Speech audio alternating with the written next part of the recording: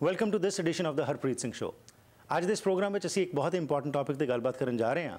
ਹਾਲ ਹੀ ਵਿੱਚ ਅਸੀਂ ਸੁਣਿਆ ਸੀ ਕਿ ਕੈਨੇਡਾ ਦੇ ਇਮੀਗ੍ਰੇਸ਼ਨ ਮੰਤਰੀ ਜੇਸਨ ਕੈਨੀ ਨੇ ਇੱਕ ਘੋਸ਼ਣਾ ਕੀਤੀ ਕਿ ਮੁਸਲਿਮ ਔਰਤਾਂ ਜੋ ਹਨ ਜਦੋਂ ਸਿਟੀਜ਼ਨਸ਼ਿਪ ਓਥ ਲੈਣੀ ਹੈ ਤਾਂ ਉਸ ਸਮੇਂ ਨਿਕਾਬ ਨਹੀਂ ਪਹਿਨ ਸਕਣਗੀਆਂ, ਆਪਣੇ ਮੂੰਹ ਨੂੰ ਉਹ ਕਵਰ ਨਹੀਂ ਕਰ ਸਕਣਗੀਆਂ।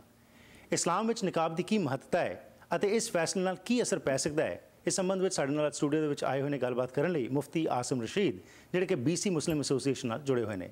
We'll talk in English that what is the importance of niqab and how this decision can have an impact and what all needs to be done, why the government is taking this decision and what all the Muslims feel about it. Let's welcome Mr. Mufti Asim Rashid. Welcome to the program. Thank you very much. Nice to be here.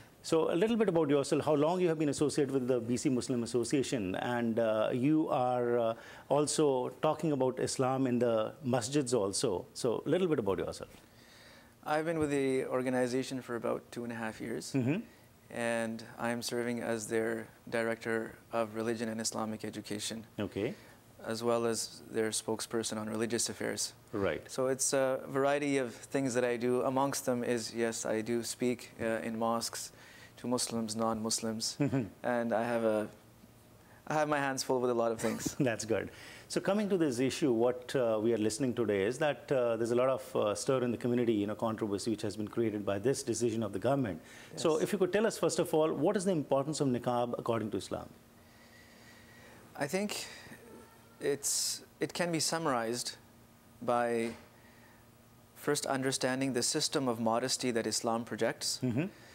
Niqab is a portion that falls into a broader context of protecting the honor and the dignity and the freedom of women. Okay. The general idea is that a woman's beauty, charm is her own business. And she should not feel obliged to express that and share that with everyone. Right. She can keep it to herself, and she can share it with the people that are near and dear to her, her immediate relatives, and of course the person that she has decided to spend the rest of her life with. Right. Aside from that, the other thinking that's going into this is to allow the human nature, which has a concept of modesty built into it. There is a concept of shyness, to allow that shyness to speak and that modesty to speak for itself. And this modesty is actually a barrier and a protection from many elements that could be harmful to society, they could be harmful to families. So when a woman comes into that system of modesty, she's protecting herself, she's allowed to be herself, she does not have to be judged by anyone. She can make contributions to society in her own way without being overly worried about her appearance. Right. And she's not competing with other people that, who is more attractive or who is, bringing more attention to themselves. At the same time, it puts an end to a lot of the problems that we are dealing with as a society. Right. And problems through which, because of which families are breaking, and our family structure generally is more or less falling apart. Right. So the hijab that Islam has projected in the Quran, our holy book, and through the prophetic teachings, it falls under 3 general categories. The first verse of hijab, and hijab here is in the general sense, meaning you can say a distance from men. Okay. In that context, the first verse that was revealed was actually in the house of the Prophet, peace be upon him, where there was a gathering of men and women, men actually, and the Prophet's wife happened to be sitting, and she was turned away in one corner, and the men were sitting and having their meal. And during that process, this verse was revealed, and the Prophet, peace be upon him, responded or implemented this verse by immediately putting up a curtain in his house. Okay. So that his wife could have her own privacy, and the men could be sitting on their own and enjoy themselves. Right. This verse was followed by numerous other verses, which further explained other kinds of, other levels of hijab, we can say. Okay. So when we pick up the prophetic teachings, which are an explanation of the Quran, we find the women observing the first level of hijab, which is to more or less conceal their person entirely from the line of vision of men. Right. To the point where it was said that if you need to ask them something, then ask from behind a curtain. It's cleaner and purer for your hearts and the hearts of the women. So the women who were conscious of this were implementing this level of hijab. The next level of hijab is that a woman needs to come out of her house. Right. And that's going to happen. She has needs and necessities, and it could be a worldly need, such as going to buy something. She doesn't have someone to go shop for her. She can go for herself. It could be earning. It could be a religious need, like going to the mosque. Right. Now, how should she come out? So then that brings us to the next level of hijab, which is when she comes out, she should conceal herself entirely. And this is alluded to in a verse in a surah called Al-Ahzab. And in that, they are advised to take their sheets and draw their sheets near to themselves. And when we pick up the interpretations of how did the women of the time of the Prophet ﷺ implement that, we find that yes, they used to cover themselves entirely. Right. In fact, one of the wives of the Prophet, peace be upon him, when she was demonstrating this to another lady who had asked, how do we practice on this? She took her sheet and she draped it down over her face. Right. The wives of the Prophet, even when they were traveling for Hajj, the sacred journey, and in that sacred state of ihram, when they would be traveling in their caravan and nobody would be around, their faces would be uncovered because there's nobody to see them. But when men, unrelated men, would be coming from the other direction, other caravans, they would lower their veils. Right. So this is the second level of hijab, that a woman comes out but she's fully concealed. The third level is that she comes out and her whole body, except for her face and her hands, is covered. This brings us to the third level of hijab. This is permissible also. The face is not something that has to be covered all the time by a woman, but it's more of when there is a chance of her attracting attention to herself, attracting the attention of unrelated men to herself. Right. So it is advised that she cover herself. When that is not the case, she may expose her face. Right. This is a gist of this concept of hijab. So that kind of makes you understand, where does niqab fit in? Right. So I hope that's, I can go into a lot more detail, but I think that should suffice for Absolutely. Thanks for letting us know what is the importance of hijab. We'll go for a break, come back, and this decision of the government, how you view it, how the Muslims are viewing it, we'll talk about that. एक छोटी जी break लेने जी, जो इन्होंने दस्या सानू कि हिजाब ਦੀ ਜਿਹੜੀ ਮਹੱਤਤਾ ਹੈ ਉਸ ਸੰਬੰਧ ਵਿੱਚ ਕੁਰਾਨ ਸ਼ਰੀਫ ਤੋਂ ਜੋ ਇਹਨਾਂ ਨੇ ਪ੍ਰੋਫੈਟ ਮੁਹੰਮਦ ਸਾਹਿਬ ਦੇ ਬਾਰੇ ਦੱਸਿਆ, ਇਸ ਸੰਬੰਧ ਵਿੱਚ ਤੁਹਾਨੂੰ ਅੱਗੇ ਸ਼ਾਮਿਲ ਕਰਾਂਗੇ ਕਿ ਜੋ ਇਹ ਫੈਸਲਾ ਲਿਆ ਗਿਆ ਹੈ ਸਰਕਾਰ ਵੱਲੋਂ, ਸਾਡਾ ਮੁਸਲਿਮ ਭਾਈਚਾਰਾ ਇਸ ਬਾਰੇ ਕੀ ਮਹਿਸੂਸ ਕਰਦਾ ਹੈ, ਇਸ ਬ੍ਰੇਕ ਤੋਂ ਬਾਅਦ ਗੱਲਬਾਤ ਕਰਦੇ ਹਾਂ। ਸਵਾਗਤ ਕਰਦਾ ਜੀ ਇੱਕ ਵਾਰ ਫਿਰ ਆਪ ਸਭ ਦਾ ਬ੍ਰੇਕ ਤੋਂ ਬਾਅਦ। ਸੋ ਇੱਕ ਅੱਜ ਚਿੰਤਾ ਦਾ ਵਿਸ਼ਾ ਬਣਿਆ ਕਿ ਜਿੱਥੇ ਕੈਨੇਡਾ ਵਿੱਚ ਫਰੀडम ਆਫ ਸਪੀਚ ਦੀ ਅਸੀਂ ਗੱਲ ਕਰ ਰਹੇ ਹਾਂ, ਫਰੀडम ਆਫ ਐਕਸਪ੍ਰੈਸ਼ਨ ਦੀ ਗੱਲ ਕਰ ਰਹੇ ਹਾਂ, ਸਰਕਾਰ ਵੱਲੋਂ ਜਿਹੜੇ ਐਸੇ ਫੈਸਲੇ ਲਏ ਜਾ ਰਹੇ ਨੇ, ਇਸ ਨੂੰ ਕਿਸ ਨਜ਼ਰੀਏ ਨਾਲ ਦੇਖਿਆ ਜਾ ਰਿਹਾ ਹੈ ਮੁਸਲਿਮ ਭਾਈਚਾਰੇ ਵਿੱਚ? ਆਓ ਕੁਝ ਹੋਰ ਜਾਣਕਾਰੀ ਲੈਂਦੇ ਹਾਂ। So now the question rises, the government has taken this decision, and Mr. Kenny said that in a democracy where people have the rights and everything is there, but the women probably, in his statement what he said was that the Muslim women probably feel inferior if they are allowed to cover their face and to take the citizenship oath. So what do you have to say about that? I think it's necessary to understand that niqab, or the veil, is a teaching, an Islamic teaching, that serves a specific purpose. When that purpose is met, it's being fulfilled even without the veil, then the veil is not an obligation on the woman. Right.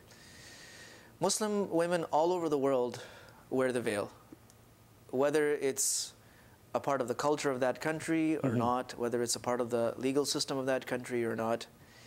Yet all of these women, when there is an official requirement of any sort, going to get a driver's license, going to get a passport photo, being identified for any official purpose, all of these women unveil. Right. And Islam allows that.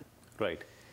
So taken in that perspective, for a woman to unveil for the sake of confirming her identity, is this really the person who is supposed to be here in this citizenship oath ceremony? And to verify that, is she actually uttering those words of oath? For her to unveil just for that purpose is not something against Islamic teachings. Right. Women are doing it for passports and for other things, and they can do it for this purpose as well. Right. there is nothing wrong with it Islamically. I think the issue is more about how the whole matter was presented. Right. It was presented in a very abrupt fashion, and it seemed almost like a mission that if it was achieved, it would be a triumph for somebody or for some ideology or for Canadian values. Right. And in the process, many things were left out, and many such things were done that needed to be left out. Right. For example, if it was to be taken into consideration that this is something practiced by a certain religious denomination, then the people of that religious denomination could have, or perhaps should have been consulted to find out what is the actual status of this in your religion. Right. But instead of that, speculations were made, very vague speculations. We have a very organized system in all aspects of our country, and we consult with experts and professionals that have a certain level of expertise in that given field, and we take that as a serious opinion. Right. That was not done. The second thing was speculations were made about what view of women this represents. In other words, it was interpreted on behalf of the Muslims. Right. That we think, in other words, we think you are looking at women in this way, and that's not acceptable to us. But we weren't asked, are you really looking at women that way? Right. What does that really portray? I think that's more for Muslims to say. Right. If the Muslims said, yeah, we think women are inferior and they just need to stay covered all the time, then you could have said, hey, that's not acceptable. That view is not acceptable. Right. But no Muslim has ever said that. Or, to make it easier, ask the women that are veiling, why do you veil? Right. And this may be news to many people, but in Canada, women are not being forced to veil by their men. Right. I don't know of a single case where a woman has been forced by her husband or father to cover her face. Right. Because it is, like I said, it's there to serve a specific purpose under specific conditions, and it can be done and it should be done. Right, and in actuality, if we see how many women actually are veiling, that's another question which arises, that if we see the facts and figures, how many actually are veiling when they go and take the citizenship oath? Maybe after these things, more women will start veiling. Right. I don't know. But so that was kind of, it was kind of unprofessional. So the manner in which this was done is unprofessional and not acceptable. That's what you were saying. So these things were omitted. Some things that were done which should not have been done. Right. It was said that for women to previously have been covering her faces was ridiculous. It was called bizarre. It was said that I was incredulous when I heard this. What is so bizarre or so ridiculous about someone's religious choice? I don't think we are in a position to be judgmental about that. Right. When you do that, it's like you're scorning a group of people. And it was also clearly said that we are not just looking at the practical aspects of this. In other words, the fact that people need to be ID'd, the fact that we need to confirm the oath by seeing them verbally uttering it. Right. It was said emphatically that this is not our only consideration in this, but we want them to feel as full members of our community. Right. So in other words, that unless a woman unveils, or she shows you that she's ready to unveil, you're not ready to welcome her into your community. And I think those are the things that could have been left out. Right. It was a very simple matter, actually. Just like you would pass a rule or regulation in a license bureau, right, that it's a requirement for anyone who's applying for this, that during that application process or during that part of the process, your face needs to be uncovered, and we need to confirm your identity. We need to make sure you're saying this. Right. And this rule applies to everyone.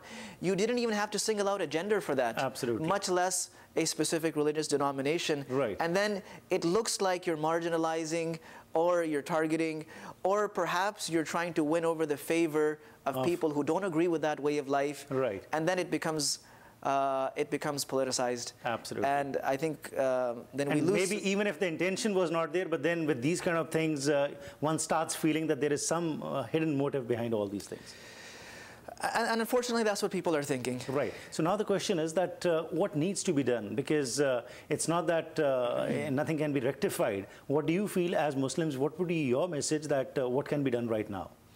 I think the first step for all Muslims is that they need to make sure they understand the issue for what it is in its Islamic context. Right. We should not blow this out of proportion. There's no need to get overly emotional. Right. And we should also not reject it as, oh, it's not a part of our religion anyways. And we're seeing both inclinations and tendencies.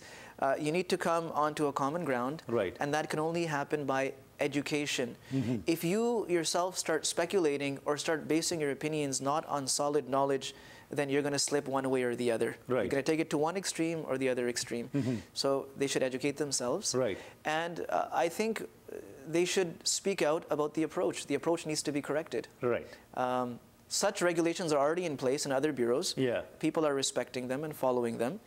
And the approach definitely needs to be corrected. Otherwise, we don't know what the next thing will be. Right. Mufti Saab, thank you very much for your time. Pleasure having you in the studio. You're welcome. And shedding light on this particular issue. Thanks a lot. You're welcome.